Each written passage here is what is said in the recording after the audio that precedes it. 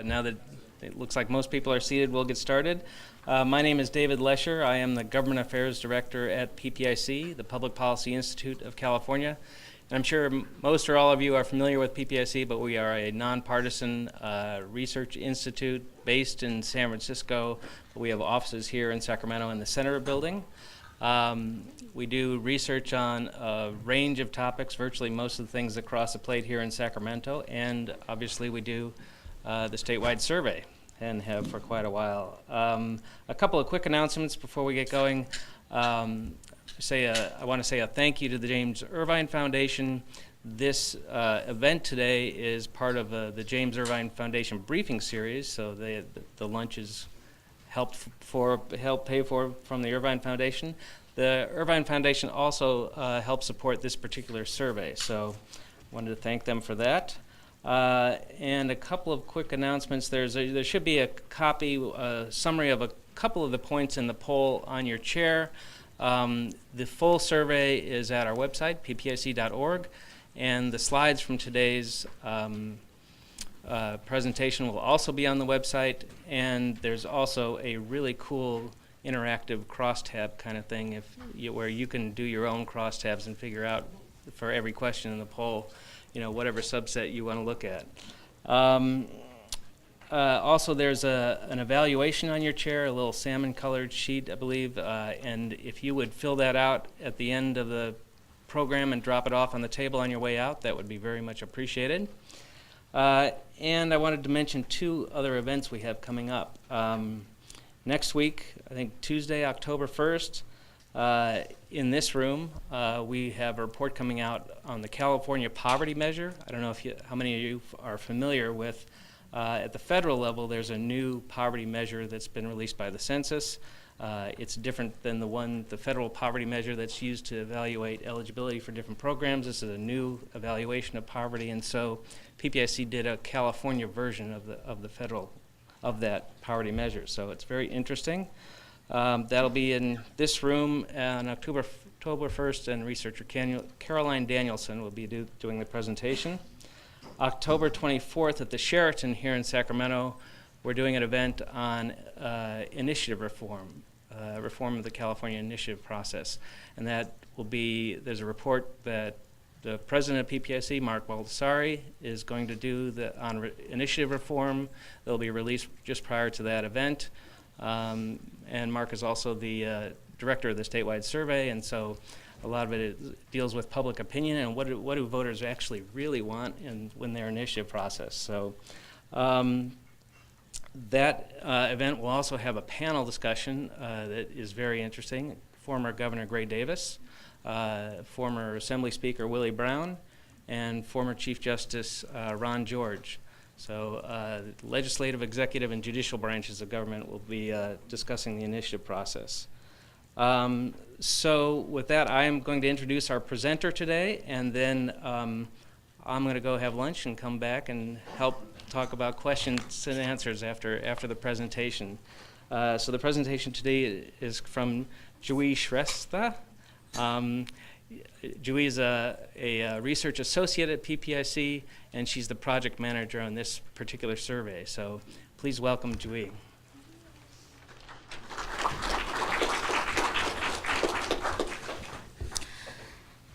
Thank you, Dave, and thank you all for joining us today. So to begin with a brief description on the PPIC statewide surveys, our mission is to provide timely, relevant, nonpartisan data on political, social, and economic opinions on various policy issues. And by doing so, we hope to inform and improve the state policy-making process, raise awareness, and encourage discussion on key policy issues. We seek to provide a voice for all Californians in important state policy debates. And in this regard, since beginning our first survey in April 1998, we have interviewed over 288,000 Californians in more than 130 general issue and regional surveys. So the Californians and Their Government is a general survey series funded by the James Irvine Foundation. This particular survey looks at a wide range of topics ranging from local public safety to attitudes on water policy at the state level and opinions on the Syrian crisis, healthcare reform, marijuana, and same-sex marriage at the national level. We began interviews for this survey both on landline and cell phones starting September 10th and ended surveys on September 17th. Our interviewing period coincided with the final days of the legislative session in California when lawmakers discussed a plan to ease prison overcrowding and voted on a bill on fracking, among other issues. And this was also the time when the US Congress was coming back from its recess and facing a deadline to discuss raising the debt limit, among other issues. In this interview period, we were able to reach 1,703 California adults, among whom we consider 1,102 to be likely voters. The margin of error for adults is 3.7%, and that for the likely voters is 4.5%. So starting with issues related to the state government, the topics that we covered in the survey were approval ratings of elected officials, realignment, and environmental policy. Governor Brown's approval rating this month is at 48%, which is an improvement from his ratings last September. We found that after the general election, his approval ratings improved and have been consistent in the last 6 surveys that we have conducted. The California legislature has an approval rating of 38%. We also asked Californians to rate the job that their own state legislatures representing Assembly and Senate districts are doing at this time and find that this approval rating is at 42%. And Democrats are far more approving of their own legislature compared to either independents or Republicans. Turning to the overall outlook on the state, 43% of Californians say that things in the state are generally going in the right direction, and overall outlook has increased since last September, when 33% said that things are going in the right direction. Next, we looked at 2 areas where the state and local relationship is changing, with local governments taking on more responsibilities. So the first area is K12 Education Funding.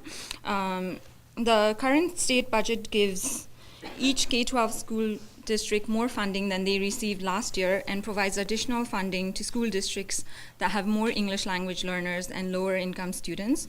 When asked about this aspect of the state budget, 72% of adults and 75% of public school parents favor this part of the budget plan. Overwhelming majorities of Democrats are in favor, as are majorities of independents, while Republicans are divided on this plan. Next, how much confidence do Californians have in their school districts to spend money wisely now that they have more flexibility in spending the state funds given for K12 funding? We find that 70% of adults are at least somewhat or very confident in their school district's ability to spend this money wisely.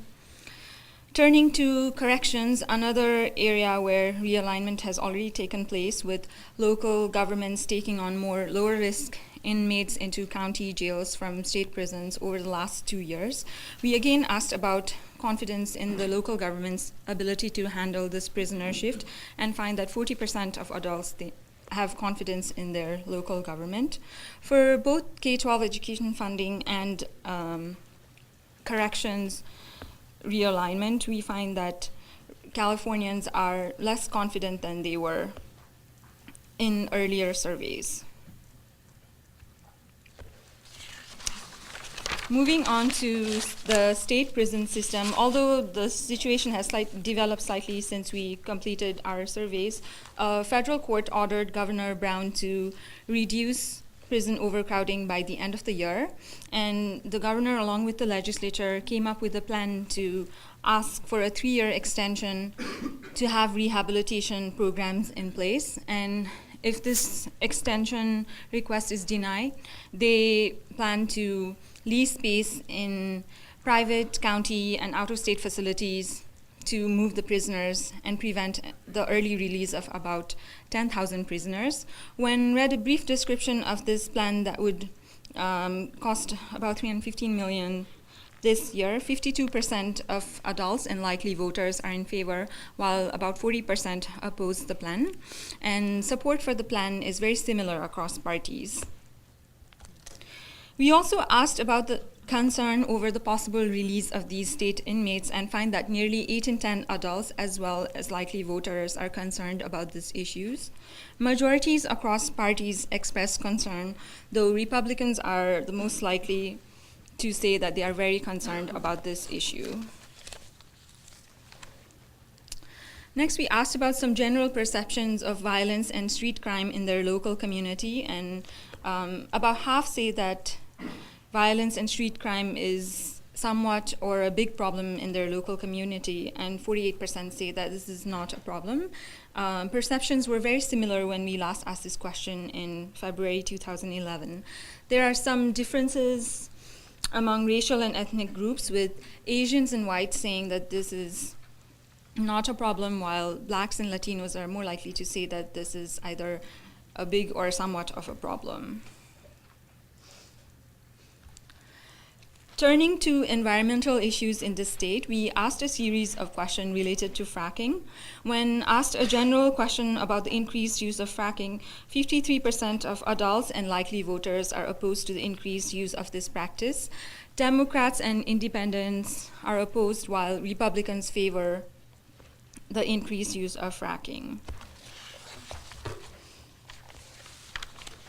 When asked about their preference for having stricter state regulation for fracking in California, 56% of adults and 61% of likely voters say that they would favor having stricter regulations. Democrats and independents favor this idea, while Republicans are divided. So state lawmakers passed SB 4, introduced by Senator Fran Pravli during our interviewing period.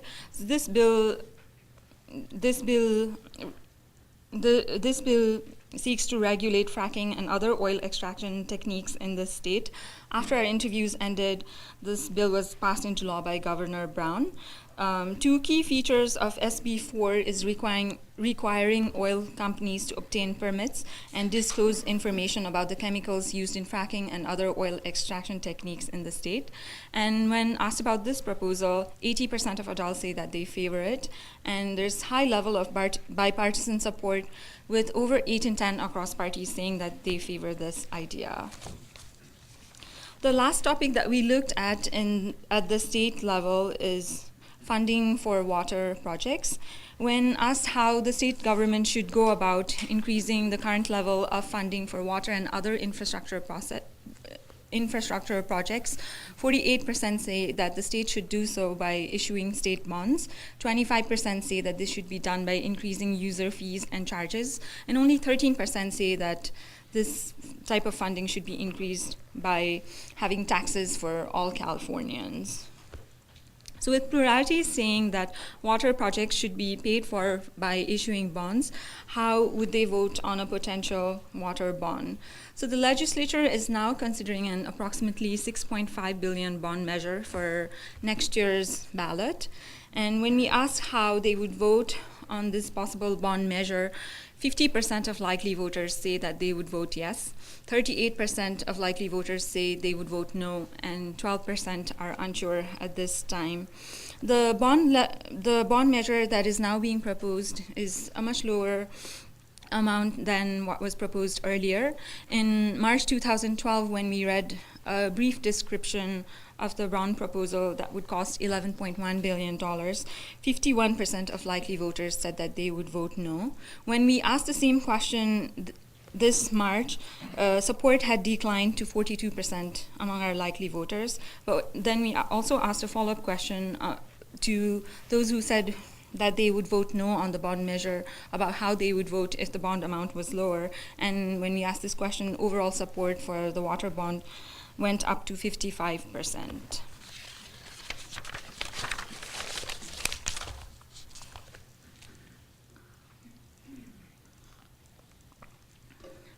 Moving on to national issues, the survey looked at major ongoing reforms, 3 social issues, and the crisis developing in Syria, as well as the federal deficit and the debt ceiling.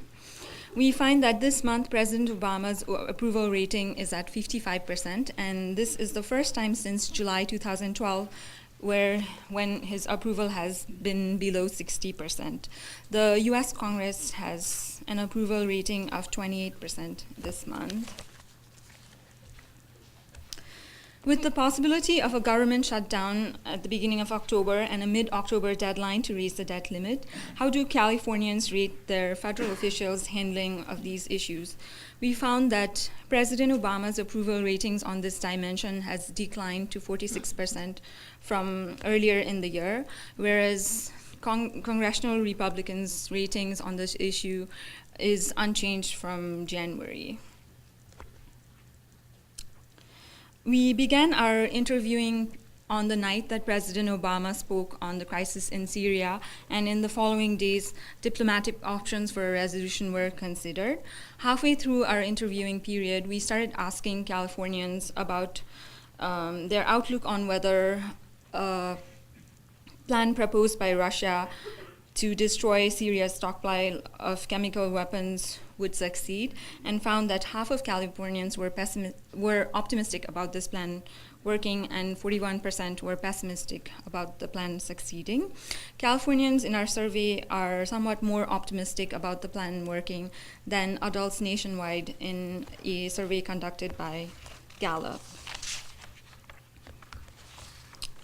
Moving on from emerging issues to areas where reforms have been debated for a long time, we asked Californians whether they support or oppose changes to the healthcare system that have been enacted by Congress and the Obama administration, and find that 53% support it while 39% oppose.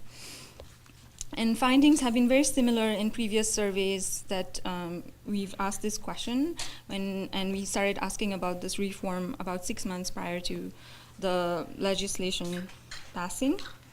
The partisan divide that we've seen at the federal level with Republicans voting to defund it is also seen in California, with 75% of Democrats supporting the reform and 79% of Republicans opposing it. So California is set to begin its open enrollment period for its uninsured residents under the new healthcare reform law. So we asked residents how their own family would fare under this reform, and find that pluralities say that it would not make much of a difference to them. But there are stark party differences, with 61% of Republicans saying that they and their families would be worse off. So immigration reform is the second area of ongoing policy reform area that we examined. The US Senate passed a comprehensive reform bill 3 months ago that includes provisions for a pathway to citizenship. When asked whether they would prefer a path to citizenship for illegal immigrants in the US if they met conditions such as a waiting period, paying fines, passing background checks, and learning English, there is overwhelming support, with 85% of adults and 79% of likely voters saying that they favor a pathway to citizenship. There is bipartisan support, with strong majorities across parties saying that they would favor this plan. So lastly, I will present findings on attitudes towards 3 social issues that we covered in the survey. So beginning with abortion, when we asked whether the government should pass more laws to restrict the availability of abortion, or if the government should not interfere with a woman's access to abortion, we find that 7 in 10 Californians say that the government should not interfere with a woman's access to abortion. And once again, we find bipartisan support in this view. Since first asking this question in January 2000, we've always found more than 60% of Californians saying that the government should not interfere with a woman's access to abortion. Next, we asked whether marijuana should be made legal, and we find that at 52%, support for legalizing marijuana is at a record high, and this is also the first time that we have seen support reaching over 50%, and likely voters are even more supportive of legalizing marijuana, with 60% in favor. Among racial and ethnic groups, blacks and whites favor legalizing marijuana. Latinos are opposed, whereas Asians divided. And we found that half across various age groups in our surveys support legalizing marijuana. Lastly, this is the first poll where we have asked about views on legalizing same-sex marriage since the US Supreme Court ruling on the issue earlier in the year, and find that support for legalizing same-sex marriage is also at a record high at 61%. One of the demographic groups that showed rapid change since May are Californians age 55 and older, among whom support is at a majority for legalizing same-sex marriage for the first time in our surveys. So as you saw, we covered a lot of ground in terms of the topics covered in this survey, and I would like to end with some of the top findings that we found. About half favor the plan to ease prison overcrowding proposed by the governor and legislature. 4 in 10 are confident about the local government's ability to handle prisoner shift to county jails. Majorities favor stricter regulations on fracking, and there's overwhelming support for requiring permits and disclosure of chemicals used in the process. President Obama's ratings on handling the federal deficit and the debt ceiling has declined from January. A slim majority support healthcare reform, while there is overwhelming support for a path to citizenship for immigrants. And support for legalizing marijuana and same-sex marriage are at new highs. So thank you once again for joining us today. I would invite Dave back to share some of his thoughts on the findings, after which we will be able to answer any questions that you have about these findings.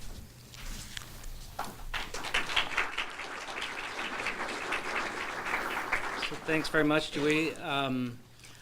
Just a couple of quick thoughts before we open it up to questions. I'm a former LA Times political writer, and I can't help look ahead at the election sometimes when I see polls. I think it's interesting that Obama is at one of his lowest approval ratings at 55, and Brown is at one of his highest at 48. Governor Brown has always been, I think he went over 50% once, I think, since he's been in office in our poll. It was very interesting. He also, the right track, wrong track is trending down. It's 43% right track, 48% wrong track, which is not a good sign if you're an incumbent. And then the other election issue that's come up in recent weeks and months is public safety realignment, and the electorate obviously is very concerned about that. Most people, majority, aren't following it closely. Most people, a majority, are concerned about crime as it exists, and nearly 80% are concerned about early release. So, that's an issue that you could see that's sensitive politically in an election year. And then the other thing that stands out in this poll, obviously, is the record findings on marijuana and same-sex marriage are really, and the trajectory of those trend lines is just so sharp. It's pretty dramatic. I mean, both well over a majority, especially among likely voters. So with those thoughts, we could open it up to questions. And if you could just get the attention of Amy on this side and Kelly on this side. They have the microphones, and we'll just, instead of me trying to pick somebody, it's easier if they have a microphone close by. So I'll pick the first one. Is there a question to begin? Yes.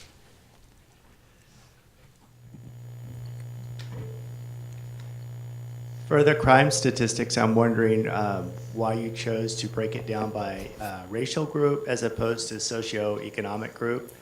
And the reason I bring that up is I think about myself. When I lived in an area that was less affluent, higher crime, I was more concerned about crime. And when I moved to a more affluent area, I was less concerned. This is just one way to show our statistics, and we just try to present results by different groups for different areas to show the range of our topics. But you can find results by income or other demographics in our website by using the interactive tools. And I can meet with you later to share findings according to income for that question. So we have the answer, it's just not in the presentation. Yeah. Other questions?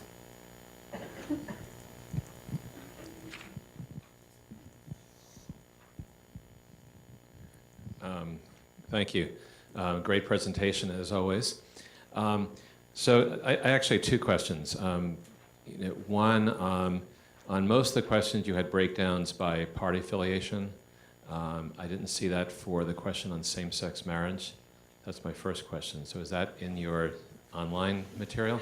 Yeah, it's in there in our online material, and that I should be able to tell you quite easily.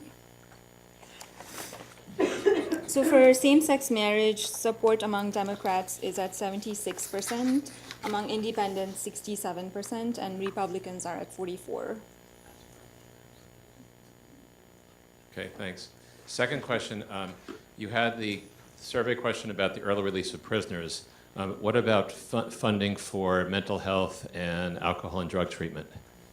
We didn't have a specific question about the issue. We just asked the question in the form of the overall plan, which was most current at the time when we started our interviews. Okay, thanks.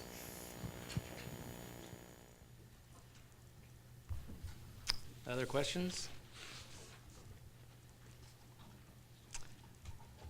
Well, good. Well, we'll be up here if anybody wants to talk further, or over here. Okay. I guess this goes more to methodology. In regards to the poll snapshot, over what period of time do you conduct the poll? I noticed that you had the approval ratings of the legislature over a period of time over a year, but other polls that you had just, I guess, a snapshot of a small period of time. So could you explain the difference between the two? This is just how we're showing it today, but for all of the approval ratings, they go back, I guess, which particular ones did you have? So for prison overcrowding, do you know what period of time you had that poll out? So was it between September, or was it between the month of September and what else, or was it over a year? Did you sample? All of the questions asked is for the period from September 10th to 17th. It's just that some of the questions that we ask are long-term time trends, and whenever possible, we try to present some of our long-term time trends in the slides as well. But the overcrowding question is a new question for this survey. Good. Any other questions? Good. Well, thank you all very much for coming, and I hope you enjoyed the survey, and we'll be up here to talk if anybody has anything further to talk about. So, thank you.